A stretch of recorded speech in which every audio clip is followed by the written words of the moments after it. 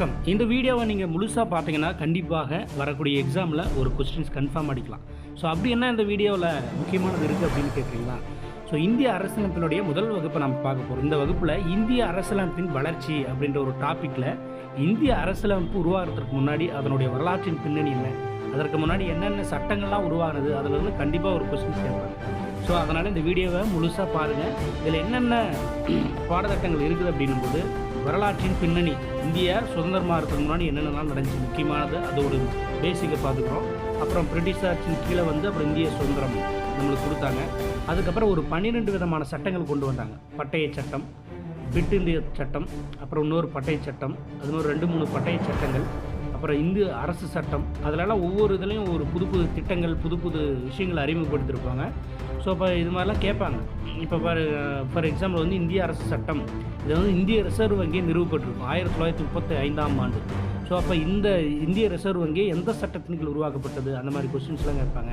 கடைசியாக இந்தியா சுதந்திரமான வரைக்கும் என்னென்ன சட்டங்கள்லாம் ஆங்கிலேயர் ஆட்சியின் கீழ் நம்மளுக்கு உருவாக்குனாங்க, அதிலிருந்து நம்மளுக்கு எக்ஸாமில் என்ன கேட்பாங்கிறத அந்த வீடியோவில் பார்க்கலாம். ஸோ இந்த வீடியோவில் முதல்ல ஒரு 12 சட்டங்கள் கொடுத்துருக்காங்க. இங்கே பாருங்கள், பட்டய சட்டம் 1, பட்டய சட்டம் 2, 3, 4 பட்டய சட்டங்கள், பிட் இந்திய சட்டம், கவுன்சில் சட்டங்கள், அரசு சட்டம். ஸோ இதெல்லாம் முக்கியமான சட்டங்கள். அதனால் நோட்ஸ் எடுக்கிறவங்க எடுத்துக்கோங்க. ரொம்ப ரொம்ப முக்கியமானது. புக்கில் இருந்து வெளியே நம்மளுக்கு என்ன தேவை அப்படின்றத, முக்கியமாக குரூப் 4க்கு என்ன தேவை அப்படின்றத தான் நம்ம கொடுத்துருக்கோம். ஸோ அதில் முதல்ல பார்க்கும்போது வரலாற்றின் பின்னணி அப்படின்னு ஒரு ஹெட்லைனில் கிழக்கிந்திய கம்பெனி வராங்க, வந்துட்டு பல ஆண்டுகளுக்கு அப்புறம் நம்மளுக்கு சுதந்திரம் வருது, பல பிரச்சனைகள்லாம் தாண்டி. ஸோ அதை பற்றி ஒரு பேசிக்காக, அதாவது முதல் பாயிண்ட்டு பாருங்கள். 1600ஆம் ஆண்டு கிழக்கிந்திய கம்பெனி இந்தியாவில் வர்த்தகம் செய்ய ராணி எலிசபெத் வழங்கிய சாசனத்தின் கீழ் பிரத்யேக உரிமை பெற்றது. அதாவது கிழக்கிந்திய கம்பெனி எப்போ வராங்க? 1600 இந்த வருஷமும் கேட்பாங்க. யாருடைய பர்மிஷனோடு வராங்கன்னா, ராணி எலிசபெத். அவங்க அந்த பிரிட்டிஷினுடைய அரசி. அவங்க ஒரு பர்மிஷன் கொடுத்து இந்தியாவில் போய் வர்த்தகம் செய்யுங்க, வணிகம் செய்யுங்க அனுப்பிடுறாங்க.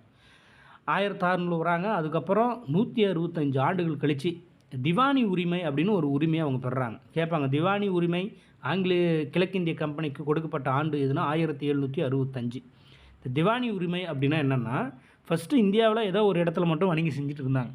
அதுக்கப்புறம் ஒரு 3 இடத்துல வணிகம் செய்வதற்கு அவங்களுக்கு உரிமை வாங்குறாங்க அந்த கம்பெனி.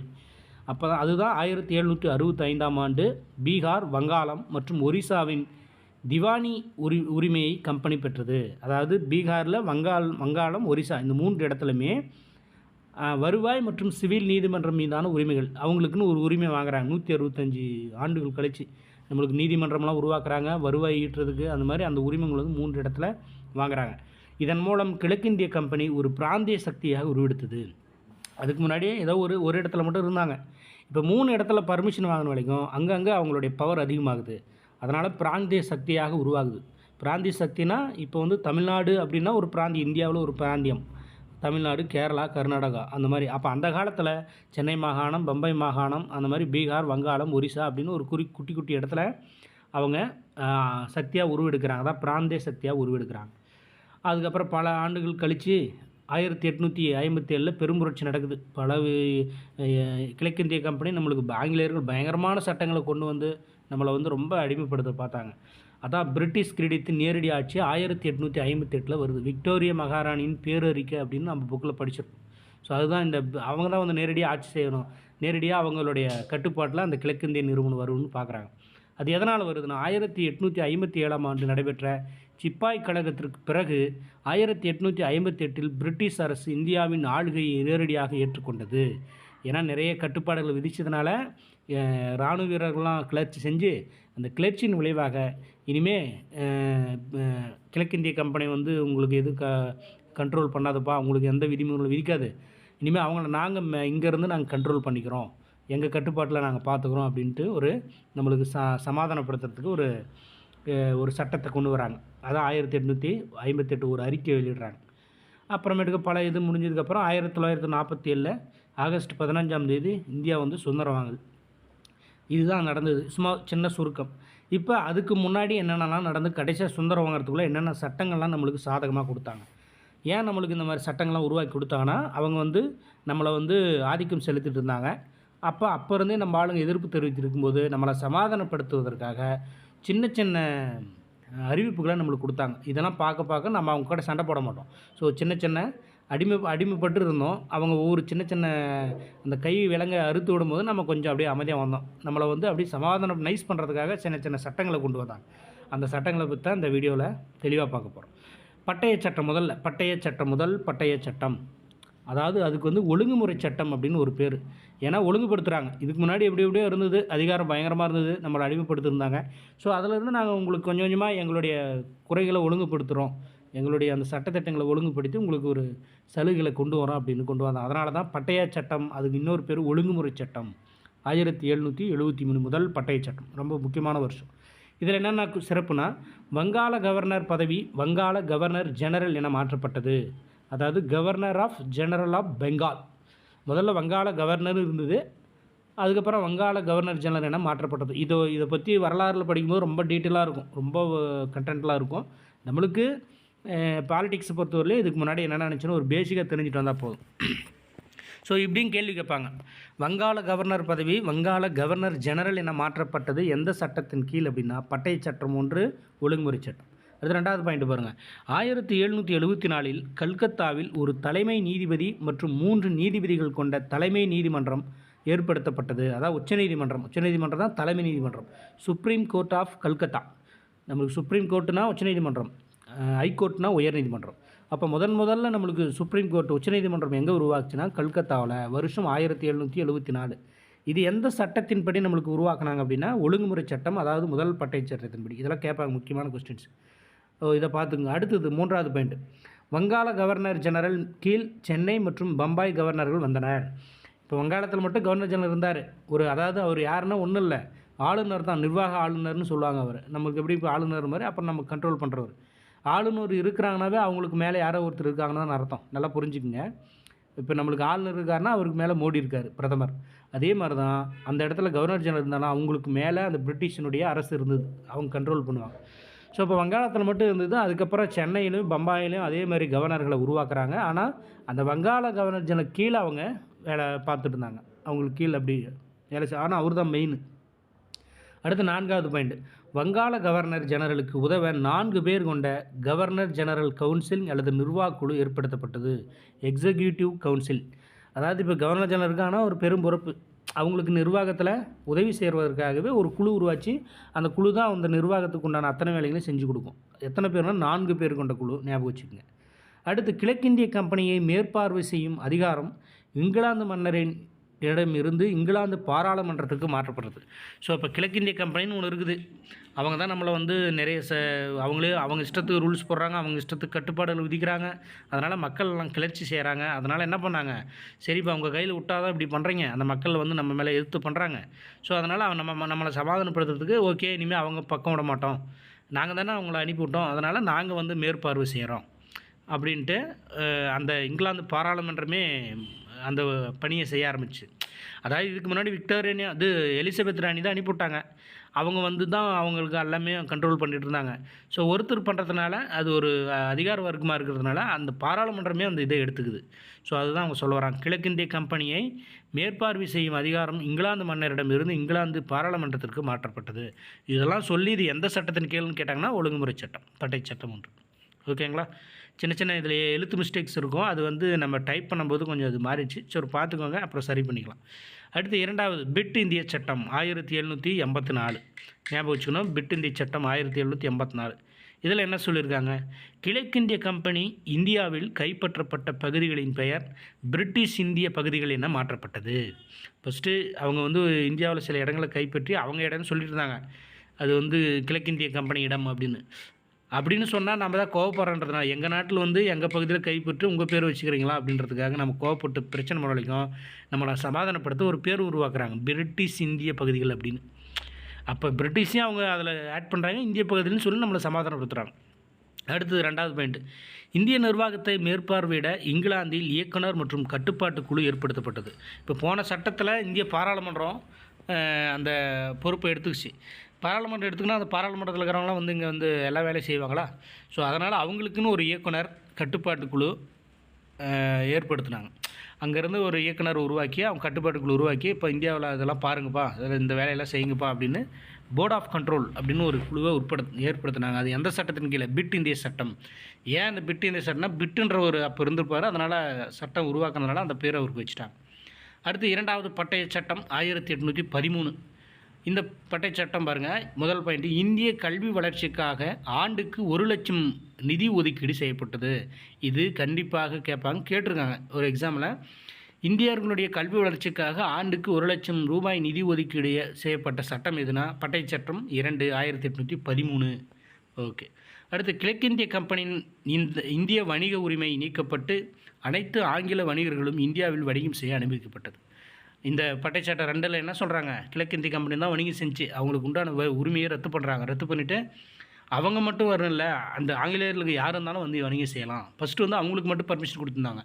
அதுக்கப்புறம் அவங்க பர்மிஷன் எடுத்துகிட்டு ஆங்கிலேயர்கள் யார் வேணாலும் வந்து இந்தியாவில் போய் வணிகம் செஞ்சுக்கலாம் அப்படின்னு அந்த பட்டய சட்டம் மூலிமா கொண்டு வராங்க. ஸோ இது 2 முக்கிய பாயிண்ட். அடுத்தது பட்டய சட்டம் 3 1833. எல்லாம் 3 வரும் பாருங்க. இது முதல்ல வந்து 773, ரெண்டாவது வந்து 813, மூணாவது சட்டம் வந்து 833 பட்டய சட்டங்கள். இந்த 3வது சட்டங்கள் பாருங்கள், கிழக்கிந்திய கம்பெனியின் அதிகாரம் வரையறுக்கப்பட்டது. இந்த கிழக்கிந்திய கம்பெனி இருக்குல்ல, அவங்களுக்குன்னு ஒரு அதிகாரம், இதுதான் பண்ணணும் அதுதான் பண்ணணும்னு அவங்களுக்கு ஒரு அதிகாரத்தை வரையறுத்தாங்க. ஏன்னா அவங்க தான் கண்டபடி இது பண்ணுறாங்களா, அதுக்காக. அடுத்து 2வது பாருங்கள், ஒழுங்குமுறை சட்டத்தில் ஏற்படுத்தப்பட்ட வங்காள கவர்னர் ஜெனரல் பதவி இந்திய கவர்னர் ஜெனரல் என மாற்றப்பட்டது. இது வந்து குரூப் 2ல் குரூப் 1லேயே ப்ரிலிம்ஸில் கேட்டுக்கிறாங்க 2023. ஒழுங்குமுறை சட்டத்தின் அப்படின்னு கேட்காம வங்காள கவர்னர் ஜெனரல் பதவி இந்திய கவர்னர் ஜெனரலாக மாற்றப்பட்டது எந்த சட்டத்தின் கீழ் அப்படின்னா 3வது பட்டய சட்டம் 1833. இந்த கொஸ்டின்ஸ் கேட்டிருக்காங்க. அடுத்து 3வதாக கவர்னர் ஜெனரல் கவுன்சிலில் 4வதாக ஒரு சட்ட உறுப்பினர் நியமிக்கப்பட்டது இந்த சட்டத்தின் கீழே. அந்த கவுன்சிலிங் குழு இருந்துச்சு பார்த்தியா, ஃபஸ்ட்டு 3 பேர் கொண்ட குழு இருந்திருக்குது, அந்த இயக்குனர் கட்டுப்பாட்டு குழுன்ற மாதிரி. அதில் அந்த ஃபஸ்ட்டு கவர்னர் ஜெனரலுக்கு உதவியாக இருந்தாங்க, அதில் இன்னொரு ஆளை சேர்த்துருக்காங்க. அடுத்து 4வது பாயிண்ட், ஆங்கில கிழக்கிந்திய கம்பெனியின் ஓபியம் மற்றும் தேயிலை மீதான வணிகம் முற்றுரிமை நீக்கப்பட்டது. அந்த தேயிலை ஓபியம் அந்த கம்பெனி அதனுடைய வணிக இதை நீக்கியிருக்கிறாங்க. ஸோ அதுவும் கேட்பாங்க, இது எந்த சட்டத்தின் கீழ்னு. அடுத்தது பொது அரசு பணிகள் இந்திய மயமாக்கப்பட்டது. ஓகேங்களா? அது வந்து சின்ன சின்ன மிஸ்டேக்ஸ் இருக்கும், ஸோ அட்ஜஸ்ட் பண்ணிக்கங்க. அடுத்து கிளாஸ்லாம் நம்ம தெளிவாக பார்த்துக்கலாம். ஸோ இதுவும் கேட்கலாம், பொது அரசு பணிகள் இந்திய மயமாக்கப்பட்டது எந்த சட்டம்னா பட்டய சட்டம் 3 833. அடுத்து 4வது பட்டய சட்டம், கடைசி பட்டய சட்டம்னு சொல்லுவாங்க. மொத்தம் 4 பட்டய சட்டங்களாக 4வது சட்டம். இதில் பாருங்கள், வங்காளத்திற்கு தனி கவர்னர் நியமிக்கப்பட்டார். வங்காளத்திற்கு தனியாக கவர்னர், அப்போ அந்த சென்னை மாகாண கவர்னரோட பதவியெல்லாம் தூக்குறாங்க, அதுதான் சொல்கிறாங்க. அடுத்தது, இங்கிலாந்து பாராளுமன்றம் விரும்பும் வரை இந்தியாவில் கிழக்கிந்திய கம்பெனியின் ஆட்சி நீட்டிக்கப்பட்டது. இந்திய பாராளுமன்றம் சொல்லுது, நாங்கள் இருக்கிற வரைக்கும் நாங்கள் திடீர்னு வேணான்ட்டா அவங்கள தூக்குவோம், அதனால் எங்கள் விருப்பம் இருக்கிற வரையும் அவங்க ஆட்சி செய்யட்டும், அவங்களுடைய ஆட்சியை வந்து அப்படியே கண்டினியூ பண்ண சொல்கிறாங்க. 3வதாக பொது பணிகளில், அதாவது அரசு பணிகளில் இந்தியர்களுக்கு வாய்ப்பு அளிக்கப்பட்டது. இது 4வது பட்டய சட்டம். ஸோ இதெல்லாம் பார்த்துக்கணும், முக்கியமாக கேட்பாங்க. கவர்னர் ஜெனரல் கவுன்சிலின் சட்டம் இயற்றும் பணியும் நடைமுறைப்படுத்தும் முறையும் தனித்தனியாக பிரிக்கப்பட்டது. ஸோ ஃபஸ்ட்டு வந்து எல்லாம் ஒன்றா இருந்தது. அந்த கவர்னர் ஜெனரல் கவுன்சில் இருக்குது பார்த்தியா, அந்த கவுன்சில்னால் அந்த நிர்வாகக்குழு, அது வந்து எல்லாத்துக்கும் ஒரே நிர்வாகக்குழுவாக இருந்துச்சு. சட்டம் அவங்க தான் இட்டுருவாங்க, அவங்க தான் நடைமுறைப்படுத்துவாங்க. ஸோ இருந்தாலும் அது கொஞ்சம் சிக்கலாக இருக்குது, கஷ்டமாக இருக்கிறதுனால 2 இதாக பிரிக்கிறாங்க. சட்டம் இயற்றத்துக்கு ஒரு குழுவாகவும் நடைமுறைப்படுத்துறதுக்கும் இதாகவும் 2 இதாக பிரிக்கிறாங்க. அடுத்து 5வது, இந்திய சட்டமன்றத்தில் முதல் முறையாக உள்ளூர் பிரதிநிதித்துவம் உருவாக்கப்பட்டது. உள்ளூர் பிரதிநிதித்துவம்னா என்ன அர்த்தம்? இந்திய சட்டமன்றத்தில் இதுக்கு முன்னாடி ஆங்கிலேயர்கள் தான் அவங்க தான் உறுப்பினர்கள் இருந்தாங்க, அவங்க மட்டும்தான் சட்டம் இயற்றுவாங்க. ஆனால் இப்போ வந்து இந்தியாவில் இருக்கிற ஒரு நாட்டில் இருக்கிறோட ஒருத்தர் அது உள்ள இப்போ பிரதிநிதித்துவத்தை ஏற்படுத்துகிறாங்க. இந்தியாவில் இருக்கிறவங்களும் வாங்க, நீங்களும் அதில் கலந்து கொண்டு சட்டத்தை ஏற்றுறது சப்போர்ட்டாக இருங்க அப்படின்னு நமக்கு இந்தியாவிலையும் ஒரு ஆளை சேர்த்துனாங்க, அவங்க சொல்கிறாங்க. அடுத்து இந்திய அரசு சட்டம் 1858. இந்தியாவின் ஆட்சி மாற்றம் ஏற்படுது. அதாவது 1858இல் இந்தியாவின் நிர்வாகம் கிழக்கிந்திய கம்பெனியிலிருந்து நேரடியாக இங்கிலாந்தின் அரசின் கீழ் கொண்டு வரப்பட்டது. ஸோ அதுக்கு முன்னாடி வரைக்கும் ஏதோ அந்த கம்பெனியை வச்சு அது ஏதோ சின்ன சின்ன குறைகளில் பார்த்துன்னு அவங்கள பண்ணி நிர்வாகம் பண்ண சொல்லிட்டு இருந்தாங்க. சிப்பாய்கள் கட்ட பெரும் பிரச்சனை பண்ணாங்க பார்த்திங்களா, அந்த 1857.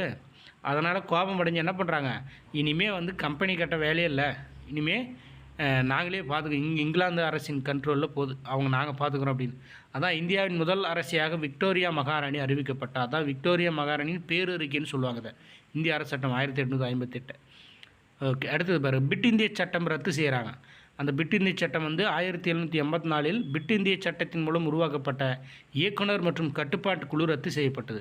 அந்த கவர்னர் ஜெனரல் இருந்தாங்க பார்த்தியா, அவங்களுக்குன்னு உதவி செய்கிற இயக்குனர் கட்டுப்பாட்டு குழு கொடுத்தாங்கல்ல, அந்த குழுவை ரத்து செய்கிறாங்க இந்த சட்டத்தின் மூலியமாக, இந்த பேரறிக்கையின் மூலமாக. அடுத்து வைஸ்ராய் பதவி அப்படின்னு ஒரு பதவி உருவாக்குறாங்க. அதாவது 833 பட்டய சட்டத்தில் உருவாக்கப்பட்ட இந்தியாவின் கவர்னர் ஜெனரல் பதவிக்கு பதிலாக வைசிராய் என மாற்றப்பட்டது. வைசிராயினுடைய முதல் வைசிராய் இருந்தவர் லார்ட் கேனிங் அப்படின்னு சொல்கிறவர். ஸோ முதல்ல கவர்னர் ஜெனரலாக இருந்தாங்க, அப்புறம் இந்திய கவர்னர் ஜெனரலாக மாறினாங்க, அப்புறம் இந்திய வைசிராயை மாற்றிட்டாங்க. அப்படியே ஒன்றா மாற்றினே வராங்க.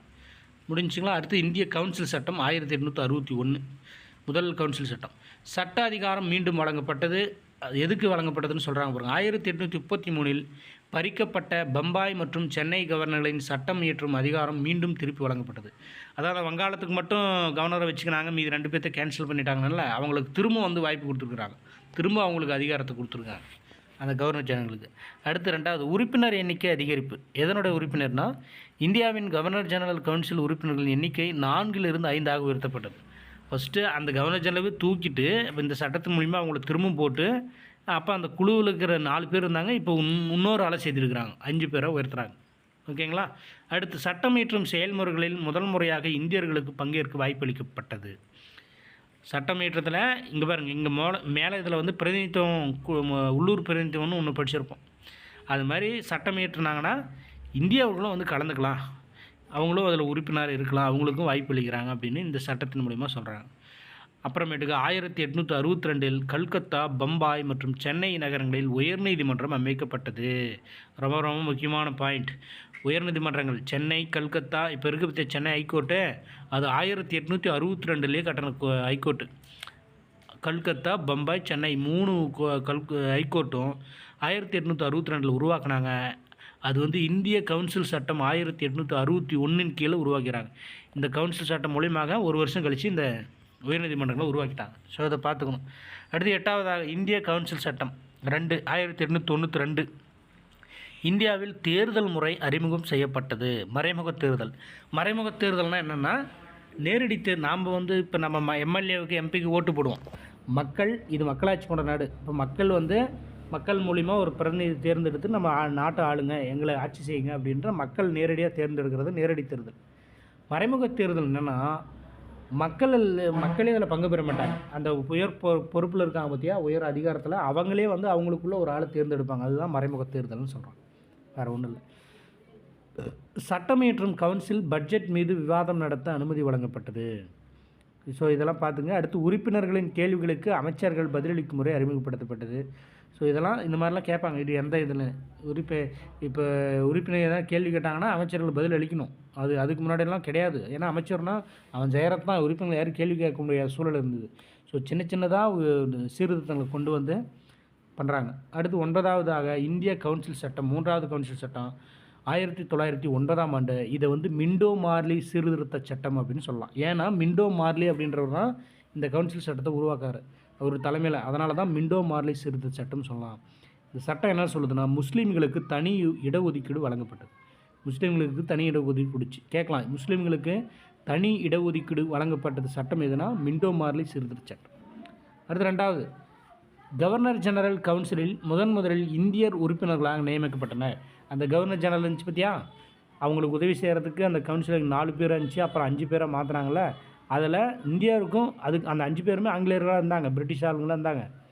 இப்போ இந்தியாவிலேயும் ஒரு ஆள் போகலாம், இந்தியாவில் அவங்கள அந்த குழுவில் சேர்த்திக்கலாம் அப்படின்னு முதலாக இந்தியர்களும் உறுப்பினர்களாகலாம் அப்படின்னு அவங்கள நியமனம் செஞ்சாங்க. அது வந்து மிண்டோ மார்லி சீர்திருத்தம். அடுத்து 3வதாக முதன்முறையாக நேரடி தேர்தல் அறிமுகப்பட்டது. ஓகே, இதுக்கு முன்னாடி சட்டத்தில் பாருங்கள் மறைமுக தேர்தல் முறை அறிமுகம் செஞ்சது மறைமுக தேர்தல். ஆனால் இங்கே வந்து நேரடி தேர்தல். நல்லா கேட்கணும். முதல்ல தேர்தல் அறிமுகம் செஞ்சது அதில், ஆனால் அது மறைமுக தேர்தல். முதல் முறையாக நேரடி தேர்தல் எந்த சட்டத்தின் கீழே அறிமுகப்படுத்தப்பட்டுனா மிண்டோ மார்லி சீர்திருத்த சட்டம் அல்லது இந்திய கவுன்சில் சட்டம் 1909 ஞாபகம் வச்சுக்கணும். அடுத்து சென்னை மற்றும் பம்பாய் கவர்னர்களின் நிர்வாக குழு உறுப்பினர்களின் எண்ணிக்கை 3லிருந்து 4ஆக உயர்த்தப்பட்டது. ஃபஸ்ட்டு 3 இருந்து தான் சென்னை, பம்பாய் கவர்னருக்கு பார்த்தியா, அதோட 3 இருந்துச்சா, இப்போ 4 அப்படியே ஒன்று எக்ஸ்டெண்ட் பண்ண. அதுலேயும் வங்காளத்தில் எக்ஸ்டெண்ட் பண்ணிட்டாங்க, இதுலேயும் எக்ஸ்டெண்ட் பண்ணி வராங்க, முடிஞ்சு போச்சு. அடுத்து இந்திய அரசு சட்டம் 1919. இது மாண்டேகு சேம்ஸ்போர்ட் சீர்திருத்த சட்டம்னு சொல்லலாம். ஏன்னா மாண்டேகு என்பவர் வந்தார். இது 2 சட்டங்களும் ரொம்ப ஃபேமஸான சட்டம். அதில் என்ன சொல்லியிருக்காங்கன்னா, கிறிஸ்தவர்கள், சீக்கியர்கள் மற்றும் ஆங்கிலோ இந்தியர்களுக்கு தனி இடஒதுக்கீடு வழங்கப்பட்டது. அந்த மிண்டோ மார்லி சீர்திருத்த சட்டத்தில் முஸ்லீம்களுக்கு வழங்கினாங்க இடஒதுக்கீடு. இங்கே வந்து கிறிஸ்தவர்கள், சீக்கியர்கள், ஆங்கிலோ இந்தியர்கள். ஆங்கிலோ இந்தியர்கள்னால் யாருன்னா அதாவது பிரிட்டிஷ்லேருந்து வந்து இங்கே இந்தியாவை வாழக்கூடிய அந்த மக்களை தான் நன்றாங்க ஆங்கிலோ இந்தியர்னு சொல்கிறோம். ஸோ அவங்களுக்கு ஒரு இடஒதுக்கீடு வழங்கப்பட்டது. அடுத்து மாகாணங்களில் இரட்டையாட்சி முறை அறிமுகப்படுத்தப்பட்டது. இதுவும் கேட்பாங்க. மாகாணங்களில் இரட்டையாட்சி முறை அறிமுகப்படுத்தப்பட்ட சட்டம் எதுனா மாண்டேகு செம்ஸ்போர்ட் சீர்திருத்த சட்டம் 1919 அப்படி. அடுத்து நிர்வாக வசதிக்காக அதிகாரங்கள் மத்திய பட்டியல் மற்றும் மாகாண பட்டியலில் 2ஆக பிரிக்கப்பட்டது. இப்போ நிர்வாகத்தை வந்து ஒன்றும் கண்ட்ரோல் பண்ண முடியல, அவங்க கரெக்டாக வழிநடத்த முடியல. அதனால் தனித்தனியாக பிரிக்கிறாங்க. மத்திய அரசுக்குன்னு அவங்க ஒரு கண்ட்ரோலில் அவங்க ஒரு பட்டியல், அப்புறம் மாகாணங்கள் நீங்களாம் இதை பண்ணிக்கங்க மாகாண பட்டியலில் 2ஆக பிரிக்கிறாங்க. இந்தியாவில் முதலில் பெண்களுக்கு வாக்குரிமை வழங்கப்பட்டது. பெண்களுக்கு முதல்ல எப்போ வாக்குரிமை வழங்கப்பட்டாங்க? 1919 மாண்டேகு சீர்திருத்தப்படி வழங்கப்பட்டாங்க. இதெல்லாம் பார்த்துக்கணும், கேட்பாங்க. மத்திய சட்டமன்றம் ஒரு அவையிலிருந்து 2 அவையை சட்டமன்றமாக மாற்றப்பட்டது. ஃபஸ்ட்டு ஒரு அவையாக இருந்துச்சு. இப்போ நாடாளுமன்றம், மக்களவை, மாநிலவைன்னு படிச்சிருப்போம்ல, அதில் வந்து ஃபஸ்ட்டு ஒரு அவையாக இருந்தது. இந்த 1919 2 அவையாக மாற்றுறாங்க. 2 அவை சட்டமன்றமாக மாற்றுறாங்க. அடுத்து மாகாணங்களில் ஒரு அவை சட்டமன்றமாக மேலவை நிறுவப்பட்டது. மாகாணங்களில் ஒரு அவை சட்டமன்றமாக கூட்ட மேலவை நிறுவப்பட்டது. அதாவது லெஜிஸ்லேட்டிவ் கவுன்சில் அப்படின்றாங்க. ஃபஸ்ட் மத்தியில் 2 அவை உருவாக்குறாங்க, மாகாணத்தில் ஒரு அவை, அதுதான் கூட்ட மேலவை அப்படின்னு சொல்லிட்டு இந்த சட்டத்தின் கீழே உருவாக்குறாங்க. அது அந்த சட்டம் முடிஞ்சுங்க. அடுத்தது இந்திய அரசு சட்டம் 1935. மத்திய அரசு மற்றும் மாகாண அரசு என அதிகாரங்கள் பிரிக்கப்பட்டு கூட்டாட்சி அரசாங்கம் உருவாக்கப்பட்டது. இப்போ தான் இந்திய அரசு சட்டம் மூலியம் தான் நம்மளுக்கு கூட்டாட்சி கேட்பாங்க. இதுவும் கேட்டிருக்காங்க. கூட்டாட்சி அரசாங்கம் உருவாக்கப்பட்ட சட்டம் எதுனா இந்திய அரசு சட்டம் 1935. இதுவும் ஒரு எக்ஸாம்பிள் கேட்டிருக்காங்க, நான் எழுதியிருக்கேன். கூட்டாட்சி அரசாங்கம்னா என்ன அர்த்தம்? மத்திய அரசும் மாநில அரசும் சேர்ந்து இந்த நாட்டை வழிநடத்தினா கூட்டாட்சி அரசாங்கம். இது வந்து இந்திய அரசு சட்டம் 35 உருவாக்கப்பட்டது. அதிகாரங்கள் மத்திய பட்டியல், மாகாண பட்டியல் மற்றும் பொதுப்பட்டியல் என 3ஆக பிரிக்கப்பட்டது. மத்திய பட்டியல்னால் யூனியன் லிஸ்ட்டு, பட்டியல்ன்றது லிஸ்ட்டு, அதான். அதே மாகாண பட்டியல்னால் ஸ்டேட் லிஸ்ட்டு, பொதுப்பட்டியல்னால் கன்கரண்ட் லிஸ்ட்டு இன்னும் 3ஆக பிரிக்கப்படுது. அதுக்கு முன்னாடி 2ஆக இருந்தது, நான் சொல்கிறாங்க பாருங்க. பட்டியல் 2 இருக்குது. நிர்வாசிக அதிகாரம் மத்திய பட்டியல், மாநில பட்டியல். இப்போ வந்து 3 பட்டியலாக பொதுப்பட்டியலாகவும் பிரிச்சுட்டாங்க, 3ஆக பிரிச்சுட்டாங்க. அப்படியே ஒன்றா அப்படியே ஆட் ஆகினே வருது. எக்ஸ்ட்ரா ஏதாவது திருத்தங்கள் பண்ணிகிட்டே வராங்க. அடுத்து 1937 சென்னை, பம்பாய், கல்கத்தா, ஐக்கிய மாகாணம் உத்தரப்பிரதேசம், அசாம், பீகார் ஆகிய 6 மாகாணங்களில் 2 அவை சட்டமன்றம், சட்ட மேலவை மற்றும் சட்டப்பேரவை உருவாக்கப்பட்டது. 6 மாநிலங்களில் 2 அவை சட்டமன்றம், சட்டப்பேரவை. இப்போ நம்ம எம்எல்ஏங்கிறது சட்டப்பேரவை. நம்ம தமிழ்நாட்டில் ஒரே ஒரு அவை தான் இருக்குது, மேலவைன்னு ஒன்றும் இல்லை. இப்போ எப்படி இந்திய அளவில் வந்து மக்களவை, மக்களவைனா நாம் தேர்ந்தெடுக்கிற, இப்போ ஒவ்வொரு டிஸ்ட்ரிக்டில் இருக்கிற எம்பி போகிறாங்களா, அவங்களாம் இருக்கிறது மக்களவை. மற்றவங்க இவங்களே ஒவ்வொரு கட்சிக்காரரும் அவங்கள சில பேரை தேர்ந்தெடுத்து அனுப்புவாங்க, அவங்களே. அது வந்து மறைமுக தேர்தல். அவங்க வந்து மாநிலவை. ஸோ அந்த மாதிரி இங்கே வந்து தமிழ்நாட்டில் இல்லை. இப்போ ஒரு இருந்தது, எம்ஜிஆர் பீரியடில் தான் அது கேன்சல் பண்ணாங்க. ஸோ அது வந்து அதை தான் சொல்கிறாங்க. 37 வந்து 6 மாகாணங்களில் 2 அவை சட்டமன்றம் உருவாக்கப்பட்டது அப்படின்றாங்க. ஸோ இது எந்த சட்டத்தில்? அரசு சட்டம் 35. அடுத்தது 1935 சட்டத்தின்படி 1/4/1935 அன்று இந்திய ரிசர்வ் வங்கி நிறுவப்பட்டது. Reserve bank of India. இந்திய ரிசர்வ் வங்கி எப்போ நிறுவனாங்க? 35. எந்த டேட்னா ஜனவரி, பிப்ரவரி, மார்ச், ஏப்ரல் 1, 1935 இந்திய ரிசர்வ் வங்கி நிறுவப்பட்டாங்க. எந்த சட்டத்தின் கீழ் நிறுவனாங்கன்னா இந்திய அரசு சட்டம் 1935 கீழ். ஓகேங்களா? அடுத்து 5வது 1/4/1937 டெல்லியில் கூட்டாட்சி நீதிமன்றம் அமைக்கப்பட்டது. இதுவும் கேட்கலாம். ஃபெடரல் கோர்ட் அல்லது கூட்டாட்சி நீதிமன்றம் எப்போ ஆரம்பிக்கப்படுதுன்னா 1937. அதே ஜனவரி, பிப்ரவரி, மார்ச், ஏப்ரல் 1. அதே இந்திய அரசு சட்டம் 35 கீழே தான் உருவாக்கப்பட்டது. ஓகேங்களா? அடுத்து எவ்வளோ நடந்ததுக்கப்புறம் இந்திய சுதந்திர சட்டம் 1947 அது ஒரு சட்டத்தை கொண்டு வராங்க. இந்த சட்டத்தின் மூலிமா என்ன பண்ணுறாங்க? 1947 ஆண்டு இந்திய சுதந்திர சட்டம், இந்தியன் இண்டிபெண்டன்ஸ் ஆக்ட் 1947 மூலம் ஆங்கில பேரரசு இந்தியாவுக்கு வழங்கிய அனைத்து ஆட்சி அதிகாரங்களும் முடிவுக்கு வந்தன. அவங்க தான் நம்மளுக்கு ஆட்சி வழங்கிட்டு இருந்தாங்க அதிகாரத்தெல்லாம். அது இந்த 47 இந்த சட்டத்தின் மூலமாக முடிவுக்கு வருது. அப்புறம் இந்தியா மற்றும் பாகிஸ்தான் என்ற 2 தனி டொமினியன் உருவாக்கப்பட்டது. டொமினியன்கள்னு இதெல்லாம் எழுதும்போது கரெக்டாக இருந்துச்சு. இங்கே இதெல்லாம் இந்த பிரிண்ட்டில் வரல. சரி, அதை பார்த்துக்கலாம். இது வந்து டொமினியன்கள் அந்தஸ்து அப்படின்னு அர்த்தம். டொமினியன்கள்னால் அவங்கவுங்களுக்கும் ஒரு சிறப்பு. நீங்கள் இந்தியா தனியாக நீங்கள் உங்களுக்கு ஒரு சட்டம் எழுதிக்கலாம், பாகிஸ்தான் தனிநாடு போய் நீங்கள் உங்களுக்கு ஒரு சட்டம் எழுதிக்கலாம், உங்கள் இஷ்டத்துக்கு இன்னொன்று பண்ணிக்கலாம் அப்படின்னு ஒரு இதை கொண்டு வராங்க, இந்திய சுதந்திர சட்டம். அடுத்து 3வது, இரு நாடுகளும் தங்களுக்கே உரிய அரசியலமைப்பு நிர்ணய சபை கான்ஸ்டிடியூயன்ட் அசம்பிளி அமைத்து தொகுப்பு தளவாட அரசியலமைப்பு உருவாக்க அனுமதிக்கப்பட்டது. அது இந்த சட்டத்தின் மூலம், சுதந்திர சட்டம் மூலிமா. நீங்கள் 2 பேரும் தனித்தனியாக உங்களுக்கே உரிய அரசியலமைப்பு உருவாக்கிங்க, உங்களுக்கு நாட்டுக்குன்னு ஒரு சட்டத்திட்டங்களை வகுத்துக்கோங்க அப்படின்னு சொன்னாங்க. அடுத்து அந்த அரசியலமைப்பு நிர்ணய சபை தான் மத்திய சட்டமன்றமாகவும் செயல்பட்டது. நம்ம இந்தியாவில் அன்னைக்கு உருவாக்கப்பட்ட அந்த அரசியல் நிர்ணய சபை தான் இன்றைக்கி மத்திய சட்டமன்றமாகவும் அப்போ செயல்பட்டது அப்படின்றாங்க. ஸோ இதுதான் அரசியலமைப்புன்னு வளர்ச்சி. இது வந்து அரசியலமைப்பு உருவாக்குறதுக்கு முன்னாடி என்னென்னலாம் நடந்தது அப்படின்றது தான் இந்த வீடியோவில் கொஞ்சம் பார்த்தோம். இந்த வருஷங்கள்லாம் பார்த்துக்கணும், எந்தெந்த திட்டங்கள், எந்தெந்த சலுகைகள், சட்டங்கள் எல்லாம் கொண்டு வந்தாங்க, எந்த வருஷம் என்னென்னலாம் மாற்றம் செஞ்சாங்க, இதில் வந்து கண்டிப்பாக ஒரு கொஷின்ஸ் உண்டு. ஸோ இதை தெளிவாக பார்த்துக்கோங்க. இதனுடைய பிடிஎஃப் வேணும்னா நம்மளோட டெஸ்ட் பேட்ச் மாணவர்களுக்கு வாட்ஸ்அப் குரூப்பில் அனுப்பிவிட்ருவேன். அது ஓரிரு நாட்களில் உங்களுக்கு அனுப்பிவிட்றேன். நீங்கள் அப்படியே நான் அனுப்ப அதை படிச்சுட்டு வாங்க. சரிங்களா? ஓகே, அடுத்த வீடியோவில் சந்திக்கலாம். நன்றி, வணக்கம். இப்போ லைக் பண்ணிக்கோங்க, புதிதாக பார்க்கும் மாணவர்கள் சப்ஸ்கிரைப் பண்ணிக்கோங்க, மற்றவர்களுக்கு பகிர்ந்து விடுங்க. நன்றி, வணக்கம்.